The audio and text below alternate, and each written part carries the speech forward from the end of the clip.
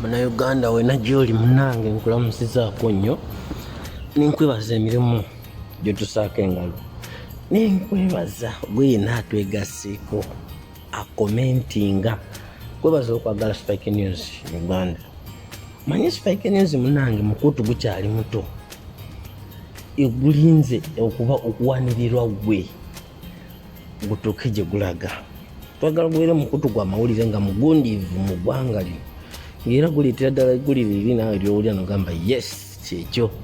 Kaakati olwaleero bannange nze Spike News bannange mwenda mbalamusizaako era mwebale okusubscribinga okukomentinga n'amawulire gonna ge mutuwa mwebale tusima bongerwa lwakubanga era tukyetaaga basubscribers okusobola okushutinga okitegeera.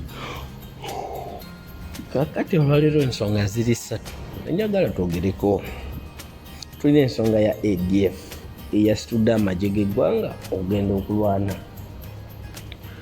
Ne tubeera n'ensonga y'essomero lino lye tuli mu kulaba omukulembeze w'eggwanga Uganda lyageze n'aggulawo e Tanzania. Then ne tubeera n'ensonga ya paalamenti yaffe eyo eya Uganda.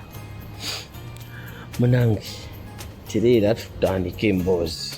Kulamusizaako nnyo nenkwebaza gwena agoberera n'awuliriza.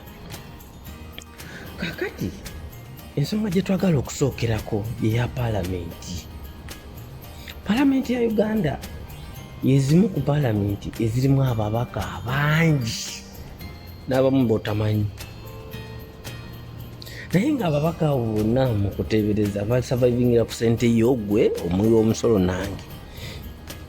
Kyovula basaawa ya leero emisolo giringa emisolo. Entambula tugenze mu festive season ojja kulaba nga abantu abamu bafloatingira mu kibuga omwo nga balemiredde ogenda okulaba abantu baabwe oba okuliirira n'abantu baabwe ennaku za Christmas. Kyokka ebiseera ebirimu akati abaga abantu abakuba omwezi obutatadde kitegeera. So bannange tugende mpola twetegereze ensonga eno. Twalonda ababaka ba paalamenti abasinga nga tubalinamu essuubi. Abasinga bwe bataba bonna bwe twalonda. Naye ekizibu kyenabyo mu babaka bano munnange balinga abantu abalala bonna. Bwe batuuka eyo nabo balina ebyetaago by'emibiri gyabwe ne famire zaabwe. Omanyi muweerereza mu gavumenti kati ng'eno eyoono omusajja eyatuuka watuuka n'afuuka nti kati ye Uganda. Takyafa ku muntu mulala yenna amanyi nti ye kati yafuuka Uganda. Ababaka abakozesa kyonna kye bakola kyayagala ne basigala nga batuwudisa ffe nga tulowooza bannaffe so ng'ate munange batembeeta kintu kirala. Ensonga ez'amakulu zennyini ezituluma ffe ng'ababalonda abantu bano tebazoogerako era basirika ng'eziriwa. Mu Uganda tulina ddaamu z'amasannyalaze nnyingi naye amasannyalaze ndowooza Uganda y'emu ku nsi ekikyasinga okutunda amasannyalaze mu buseere. Ekyo kiri awo era buli omu akimanyi. Naye olw'okubanga bo ng'ababaka balina ssente esobola okusasula ebintu ebyo ezitali zaabwe towulira akikomentingako. Ekyo teri atakimanyi era wemba nimbye oba mpabye jangu mu kabox ensonga tugyogereko.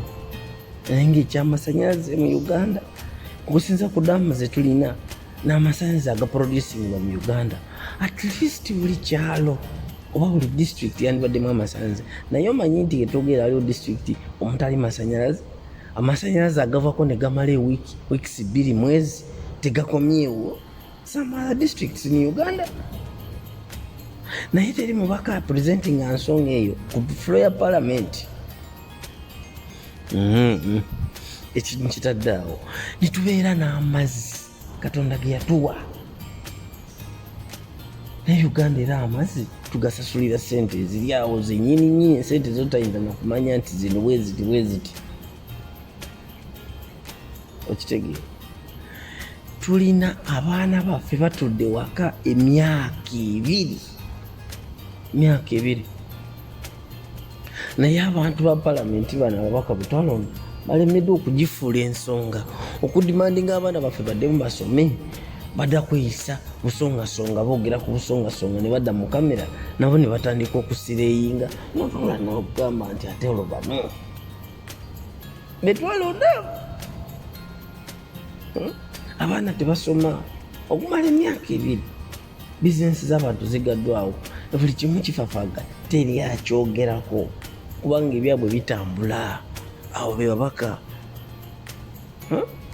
bino betwalonda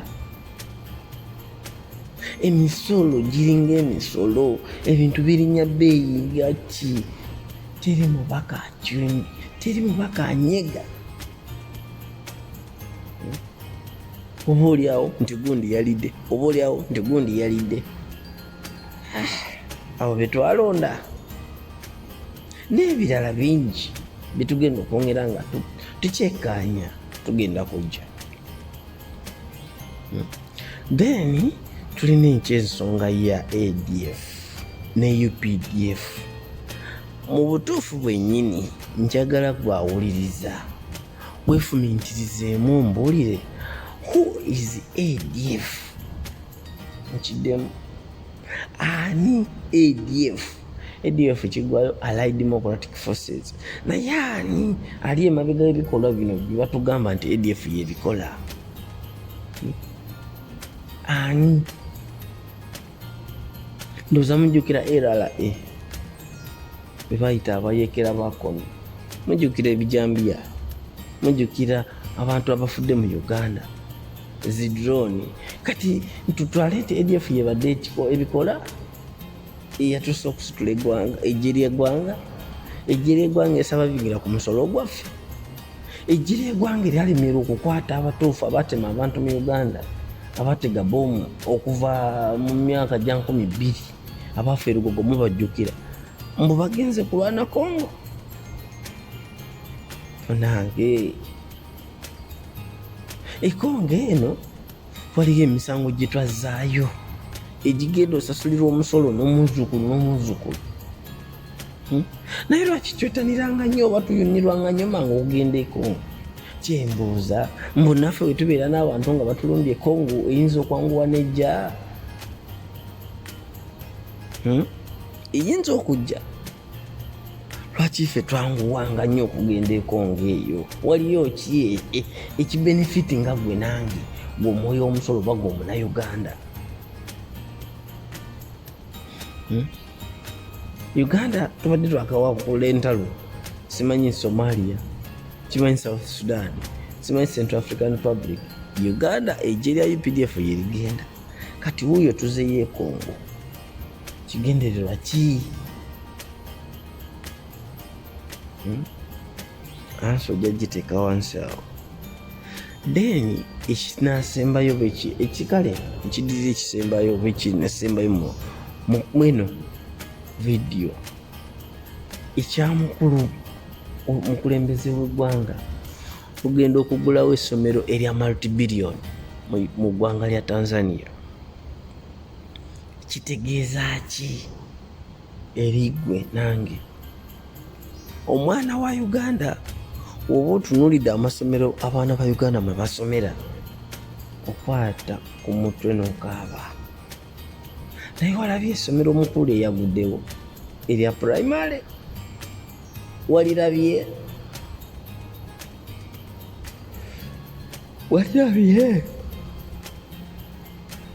kimbuuza sente ezo zonna ezazimba essomero eryo zavaawa weziva mukulu omukulembeze eggwanga si musolo gwaffe ogwo gwe nange essomero eryo olirifunamu ddi era olirifunamu ki nga n'abaana aba private schools mu Uganda bali mu kukakibwa okurenewinga simanyi biki bawe emisolo egitategeerekeka naye zazimbye rino sente zavuddewa era lwaki mu kiseera kino ng'Abannayuganda abaana baffe bali waka tebasoma byonna bibuuzo byagala answer. Spike News Uganda, share, subscribe, like munange naye ng'ebintu ebiri mu Uganda byonna byampuna